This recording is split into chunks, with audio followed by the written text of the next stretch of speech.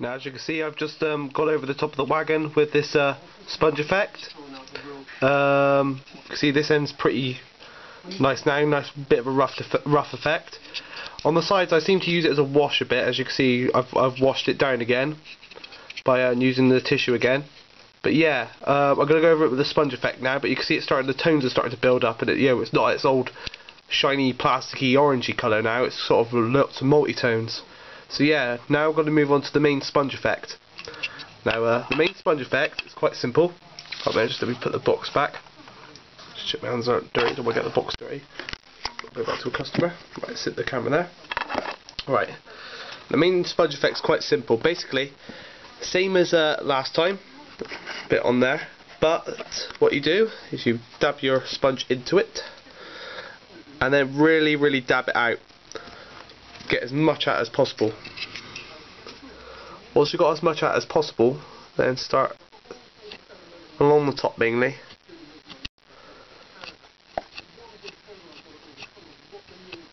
If too much goes on, sort of dab it with the dry part of the brush, which seems to be down the back, basically. This gives a bit more of a stipple effect. And then down the sides.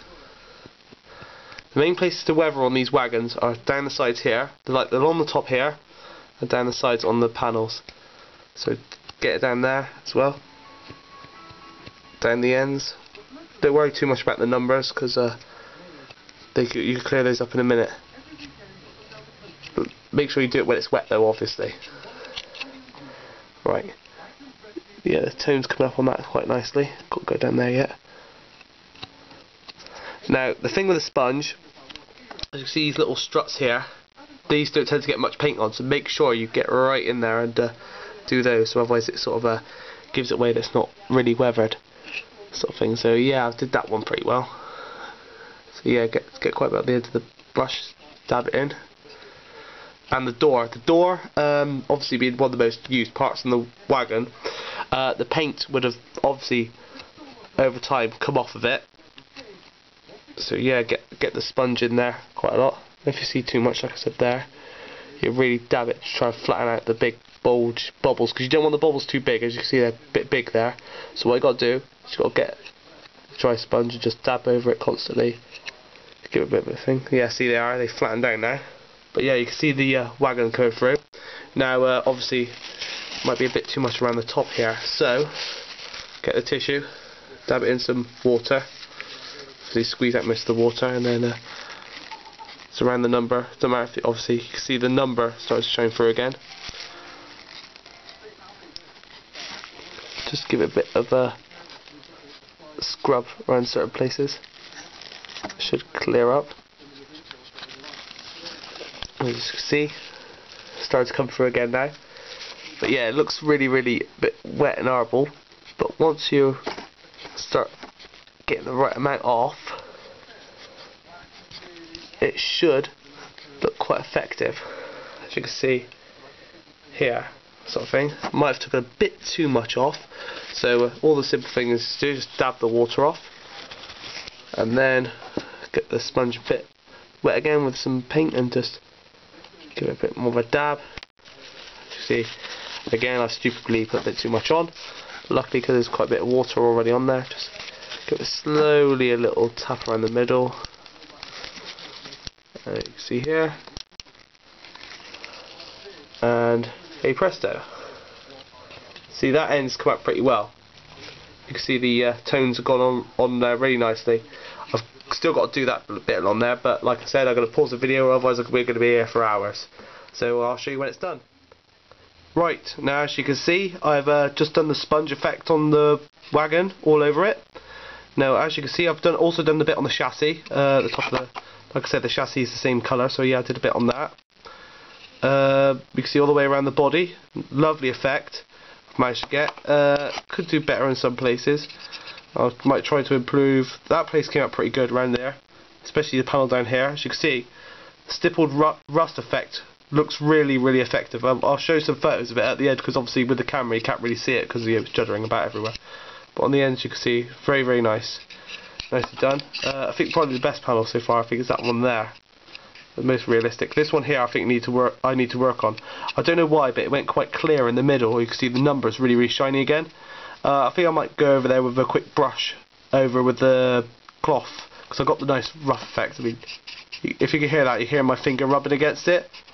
Now normally that'd be nice smooth, you wouldn't be able to hear anything, but that's rough. You know, obviously the rough paint's really worked. So yeah, that's gone pretty well. You can see the little tone on the chassis as well. Need to do a bit more sponge work on that. The next thing is the inside, which I'll quickly show you how to do now. Basically the inside is very simple. Oops, getting paint on my camera, aren't I? But yeah, it's basically the same splodgy thing as you can see here. Same sponge, dab it in, but this time make it nice and thick. When you've got a nice big thick blob on there like that, basically just dab it all in there. Make it as messy as possible, because this is the place of the wagon where it was really grubby. Obviously make sure you got your sponge effect in there. Really get in there. Basically cake everything in there with the paint. You can see it's going in there nice, lovely, nice stipple effect. Basically just really jam it in there.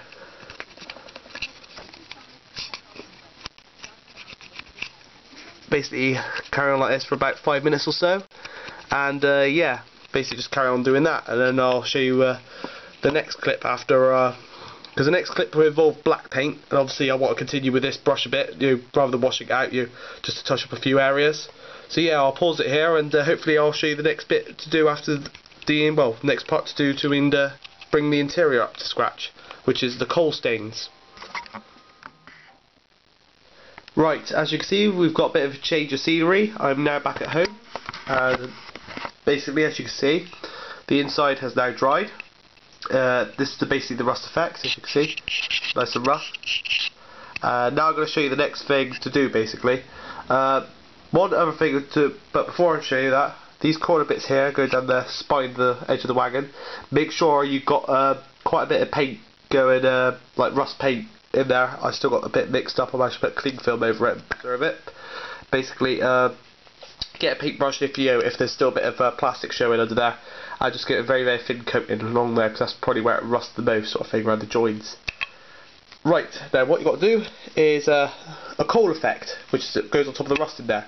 Now it's very simple. Now I have got black cinder powder, sort of thing, like ashes and stuff, cinders, but it's quite messy, and also it's just as easy to do that effect with Hubble 33 black. In fact, it's much simpler, and I find it a bit more effective. What you do is just mix it up and get a cocktail stick for this, and you just put a little blob onto the wagons in the weight, onto a newspaper or tissue paper, whichever's easiest. And once you've done that, get the same sponge, obviously cleaned off. You dab the sponge in it, and then you dab it off, basically. Get as much off as possible. Make sure you get all of it off, sort of thing, and then drag it up the side.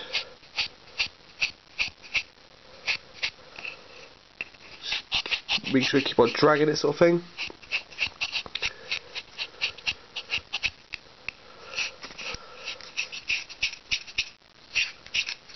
Basically just really rub it around in there, sort of thing. Make sure you, sorry, just check over the light a bit. Give it sort of like a coating sort of thing. Now just top it up again. Just constantly keep on doing the same thing until you go all the way around the sides. Right, I'm going to stop filming here, because obviously you don't want to see me doing all this, and I'll show you it when it's done. Right, so as you can see here, I'm holding up to the light, but you can see that I've weathered the inside. Looks pretty good. There's the coal effect, basically. Just keep on rubbing that around a bit. Might need a bit more work, obviously, because some bits I can see there haven't been covered right, but yeah, that's an easy fix, that is. But yeah, there are. That's the job so far. As you see, some bits are still wet, prove that I've just done that. Right, the next thing to do is the wheels.